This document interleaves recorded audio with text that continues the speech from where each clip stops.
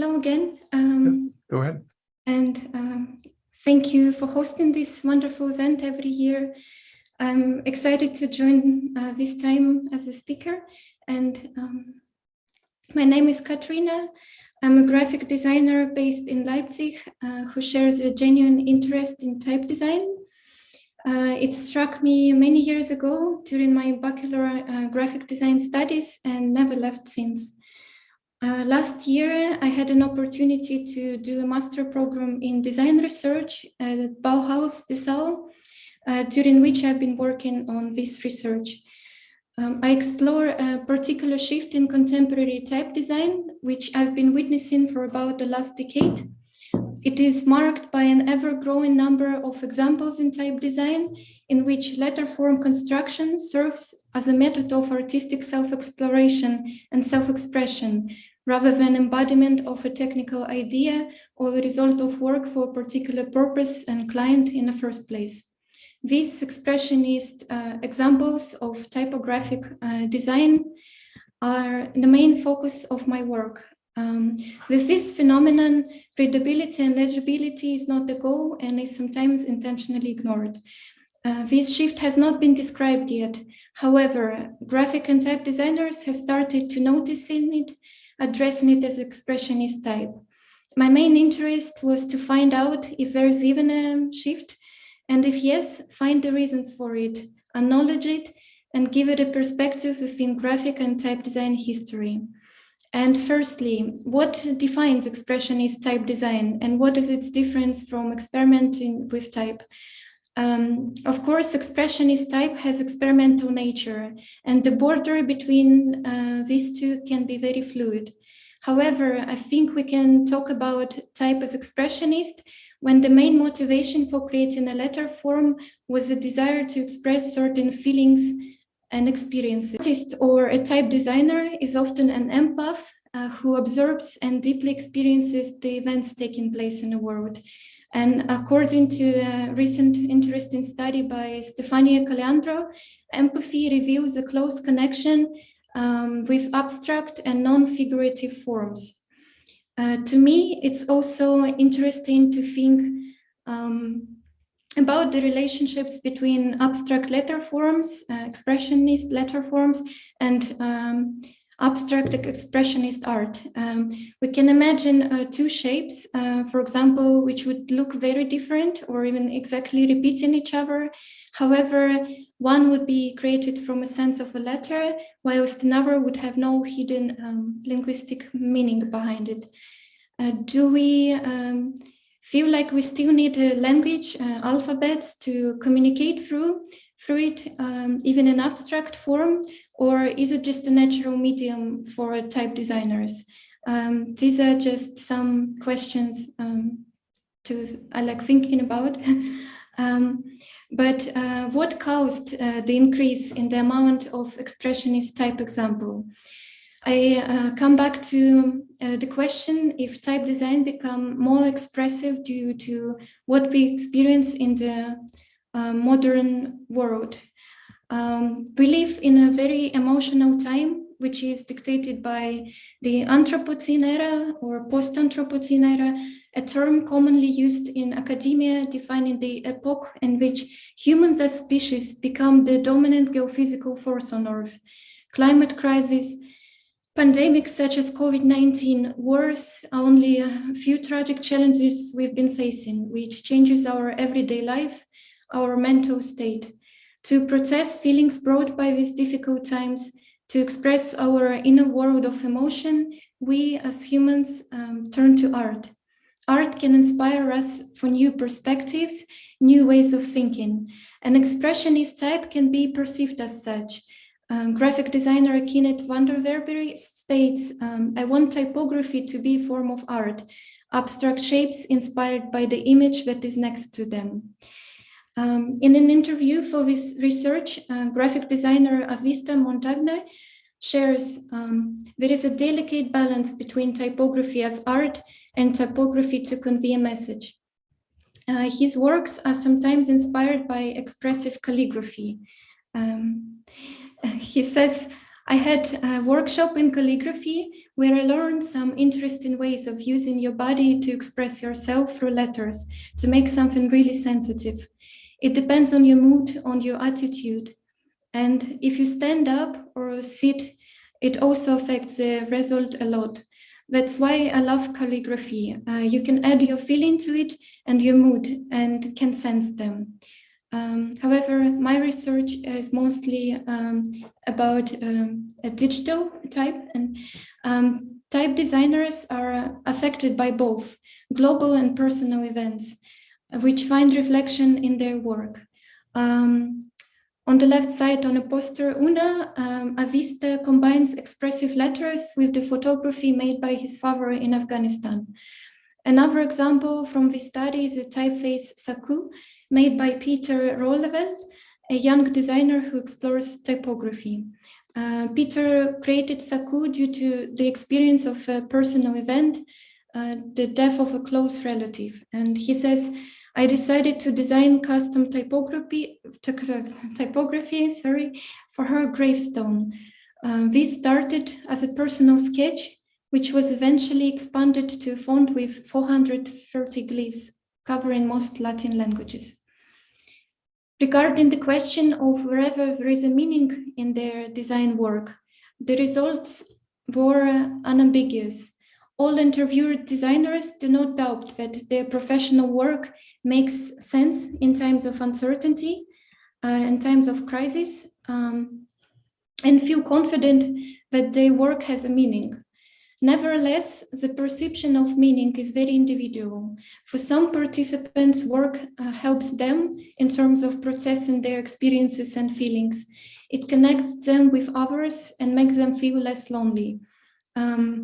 Avista Montagne, Persian graphic designer from Afghanistan, who is based in France, says, I think it helped me to stabilize everything and express myself instead of being alone.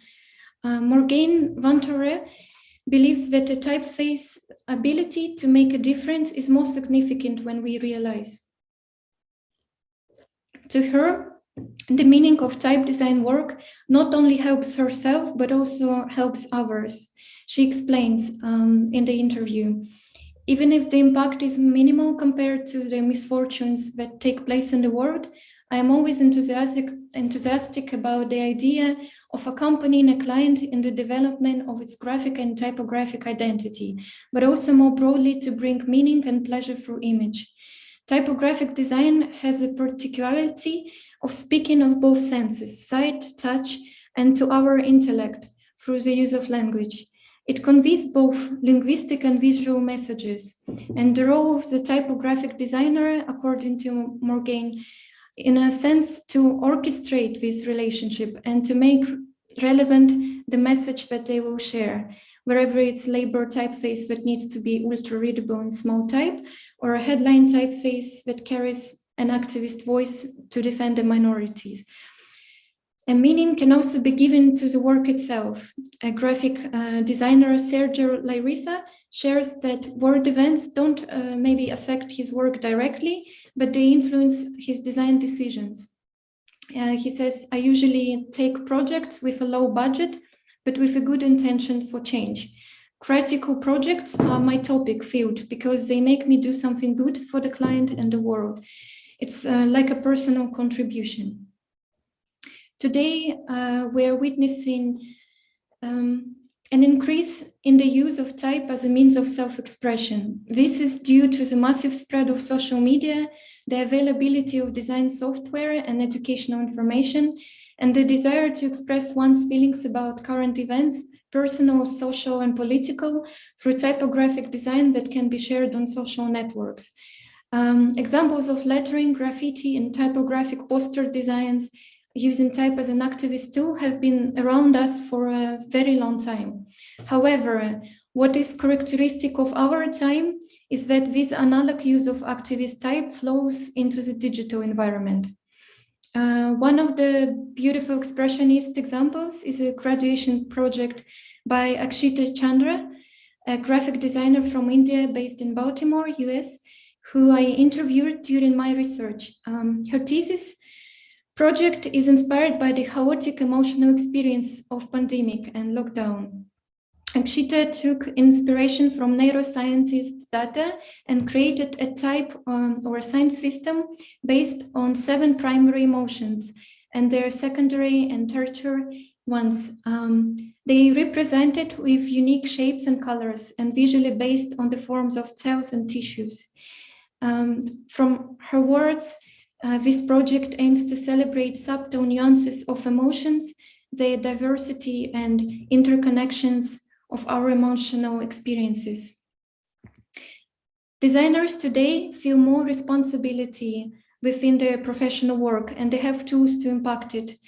Type has always served as a way to communicate. However, nowadays, rapid development of technology and design software has given designers previously unimagined freedom. Added to this is hyperactive global media factor that aggravates our anxieties and also allows us to share them, which significantly changes the practice of design.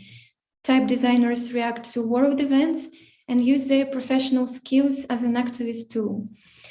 One of the examples is a variable font Climate Crisis, created in 2019 by an art director of Finnish newspaper Helsingin Sanomat. The font is based on a data collected by National Snow and Ice Data Center from the year 1979 to 2019, as well as data from Intergovernmental Panel on Climate Change, which predicts ice melting up to year 2050. The creators of Climate Crisis Font explain, climate change is a lengthy and abstract phenomenon, and as such difficult to grasp for us humans. We have been wired to react to the threats we can easily observe. The font is distributed for free to help designers illustrate that climate crisis is here and happening right now. Social media has contributed to our growing sense of unity. We can see today that type designers, studios, and foundries actively engage in social activism through their type design. It comes in the form of design activism or donations proceeded from the font sales. Multiple designers donate their typefaces to Solitype, for example, to sell them for donations which go to different NGOs. As of July 2022, the moment I've been researching this particular topic, they were raising donations for the Afghan Women Association, a humanitarian aid organization which has been working on reconstruction and peace in Afghanistan since 1992. The image on the left shows how much they raised from the font sellings and donations during 1 week in June. Another example is Fontly Beirut, is a design collective project curated by Nadine Chehini, started in order to raise funds for the victims of the Beirut blast. Designers from all over the world are involved in this project, creating Arabic and Latin letter forms, which are then printed as postcards printed in Beirut, despite logistical difficulties. Proceeds from the postcard sale go to Beirut funds. Another example, the last year's 36 days of type marathon, during which Polish graphic designers Alina Rybacka-Gruszczyńska, Joasia Fidler-Wieruszewska, and Agata Kotowska started 33 letters for Ukraine. From the 7th of March to 8th of April last year, designers were invited to draw 33 letters of the Ukrainian alphabet as an act of solidarity with Ukraine and share their results. The founders of the project were searching for a way to help raise donations for organizations helping Ukraine and to inspire the international community to learn Ukrainian Cyrillic script and promote exhibitions and workshops. And these are just very few examples. This phenomenon is new to type design and indicative of the times in which we live. Moreover, access to social media helps to democratize type design field and community. Nowadays, it's more welcoming to self-taught designers and open to experiments which change ideas about the dogmatic rules of letterform construction. Digitalization changed the way we own typefaces, social media changed the way it's being sold and advertised. We are witnessing that nowadays more typefaces are being produced perhaps than ever before, and type design is more often becoming a choice of profession. Type foundries are becoming very creative with how they release and advertise their typefaces. And with which take expressionist form often stand out. Designers also feel more confident to experiment within their project work for clients. The changes that we are witnessing today in type design are directly related to the social, cultural, and political agenda. Given the above, we should continue to examine and research how type design relates to the world around us, and how can we improve our communication at a time when it's especially important for a collective approach to a better world. Thank you so much for joining and listening. I'm very curious to hear your thoughts on this topic, your experiences and perception. And this research continues. And if you would like to talk to me, please don't hesitate to write me an email. I'm also very excited for the next Alphabetis Variety Show. And if you have any questions, I will try to answer them, or even if you just want to discuss or express your ideas. Thank you. We have some time left. Thank you very much. Mm-hmm. Great research. What? Maybe you said, but I skipped it. What is the context that you did the research in?